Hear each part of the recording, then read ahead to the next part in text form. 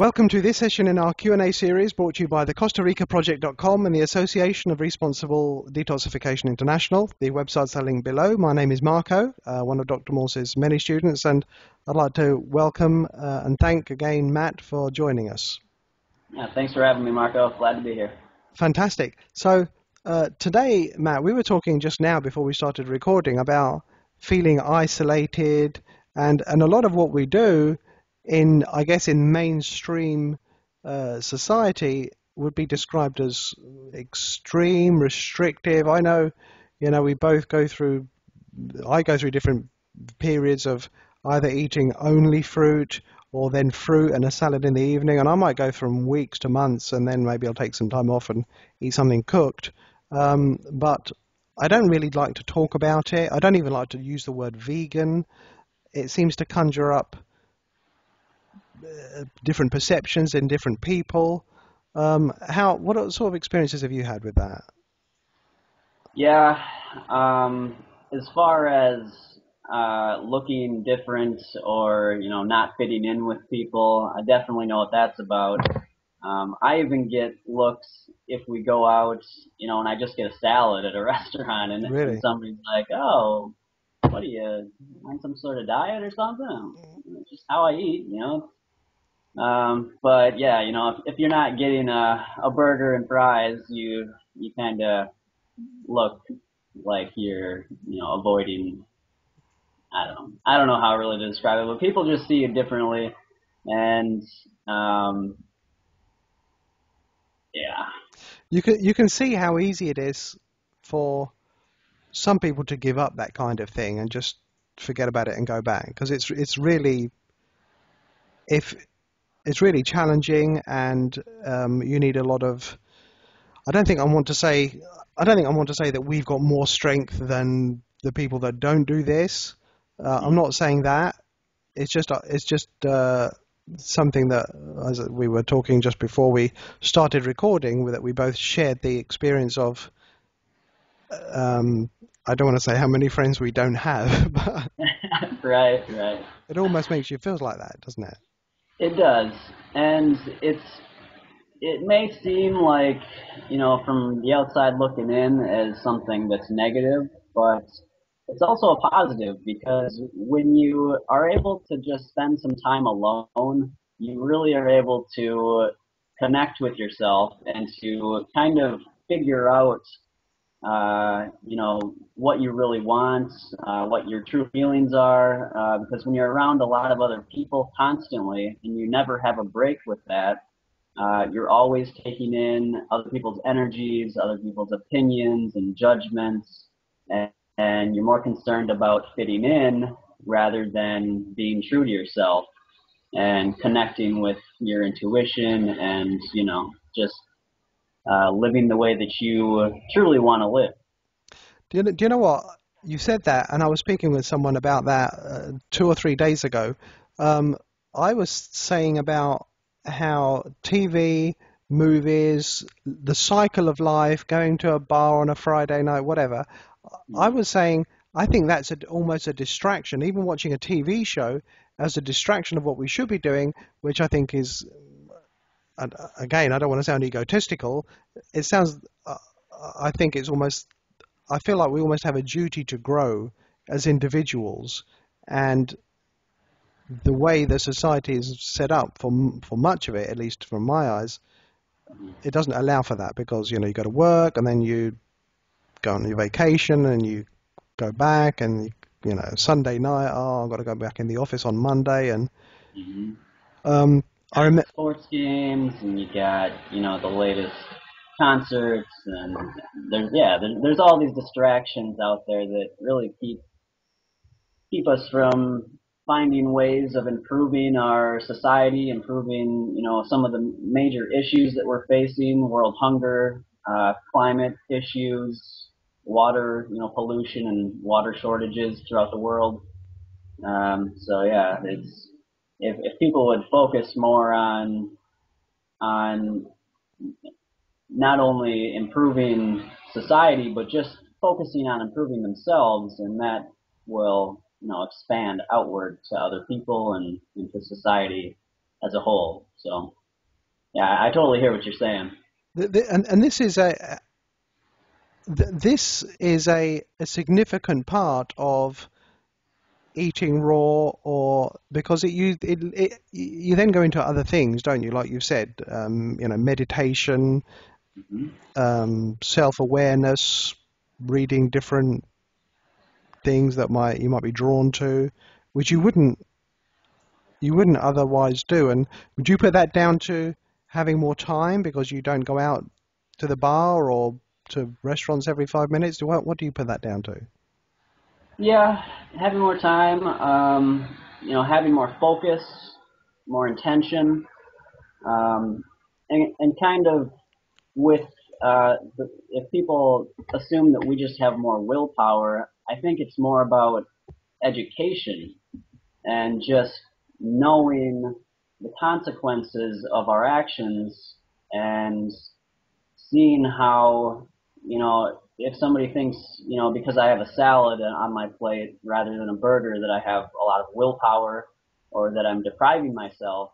Really, it's more about just having an educated, you know, knowledge base of what those foods do to us, how they affect us mentally, spiritually, emotionally, how they affect the environment, how they affect all, pretty much all creatures on the planet, and you know, it's really just goes back to knowing the consequences and educating ourselves, and that allows us to make better decisions. And when you talk about the knowledge base, um, what would you say to someone who who said, well, where do you start? Because there's so many different people with so many different ideas, so many gurus. I've been to, perhaps very commonly, I've been to the doctor, I've exhausted that, and I've decided now that they can't help me anymore. Let's just pretend that that's a scenario. Yeah. How, who do I decide is someone that I should align with, or who do I think is telling the truth? How would you help someone in that situation? Well, that is really, it is a difficult thing because there are so many people out there that seem to be very knowledgeable in what they're teaching, and they seem, they're very convincing in their ideology. But the thing that I like to go by is uh, really just simplicity. I look to nature. I just listen to if it resonates with my own intuition. If I feel like, you know, there's times where I'll try something when it seemed I heard it, I believed it, and then I tried it and it didn't really work or it didn't feel right to me. So then that was kind of another way that I'm able to filter out what seems to be truth and what doesn't seem to be truth. So, as far as like, I used to hear that olive oil was very healthy for us, and I used to put olive oil on everything. All my salads. I put it on my tomatoes and all these things. And honestly, I was using so much oil, it really affected my energy levels, and so cutting out the oils it made a pretty big impact for me as far as my overall health, and it's just little things like that. So you can just either compare what the teaching is to nature. Um, what do the animals do? Animals don't cook their food. People say that we have evolved to eat cooked food, but no other creature cooks their food. So that's one thing to look at is cooking. Looking at nature. Another thing is testing it yourself. And then the other thing that I like to go by is just, does it resonate with me? That immediate intuition that I feel towards whatever I'm listening to. The What you said about nature was the same thing that happened with me when I was looking at this, and came across different gurus and everything. I think we came across it in a similar way. It was, what are animals doing? What are we doing? And I heard about the evolution thing, but I know when I did my psychology degree, they taught me that evolution takes many thousands of years to take effect, and humans haven't really been on the planet that much. And as far as evolution, I don't think we've actually evolved at all. I think we might think we have, Hmm. but we still, and I know I've said it before on other videos, so I'll repeat it because I think it's valid right now. We still have created these amazing boxes that we called homes that, Hmm. even though they're completely sealed from the best part, from the outside elements, we still have air conditioning or heating to maintain that I I guess I can just describe it as tropical temperature. So Yeah. we have it in cars. So we haven't evolved really, because we just created artificial mini climates in our homes Hmm. to simulate where, the tropical island that we all dream about, and I wonder why we dream about that too. Hmm. Um, and it's interesting you say about intuition, about all those things, and I think that's really, really very, very important. What advice would you give to someone that's starting out right now, looking at these things, maybe has some health problems and wanting to look on their own? What sort of things would you do? Would you, either in terms of what to do or who to listen to? Um, well, I would just basically tell people to listen, go on YouTube, listen to a few different videos on, all the different ideas if you want to get a full picture of what everybody's giving you, and then compare that with, you know, the natural side of things. Is it something that fits nature? Is it something that seems to, it's not like are they selling you something? Are they, does it come in a pill? Does it come in a container?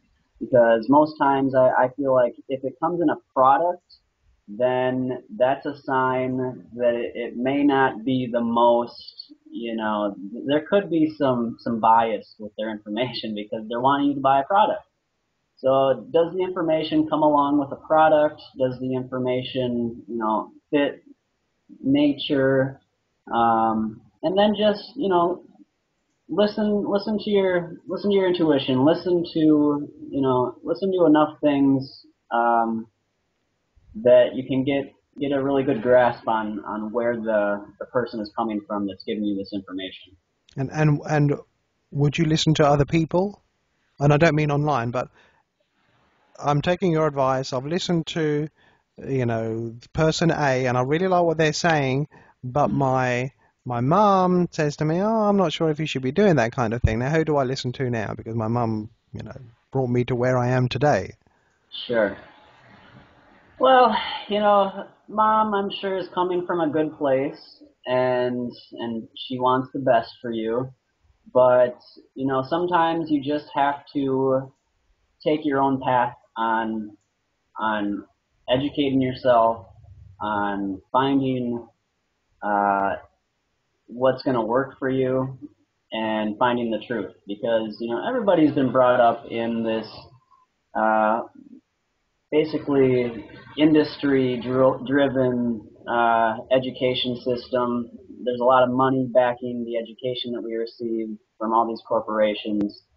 And so sometimes you have to, get off of the main path a little bit and seek out new information to hopefully find what is going to really actually help you. Matt, when I was at school, I was upset that they weren't telling me how to grow things and when things were in season. I thought that should have been the basic thing, right? How to grow food, because when do you plant beans? I was like, I want to know this, man. This is what I want to know. Yeah, Tell me about the Second World War tomorrow, but today, tell me about green beans. I agree. That's Yeah. that's valuable, Matt. It's really valuable stuff that you've mentioned. I appreciate it, and I appreciate all the work that you do, and and all your videos. Where can people find you online? I know you have a YouTube channel. Yeah, my YouTube channel is Raw Intuition, and I also have a second channel which is Small Steps to Success. So I'm mainly posting on Raw Intuition right now, but Small Steps to Success does have over 100 videos on there. So. Oh, great. Okay, so we're going to put both of those in the About section on this video too. Matt, as always, great pleasure. Thank you so much, and speak with you again. Always a pleasure. Thanks, Marco. Thank you. Take care. You too.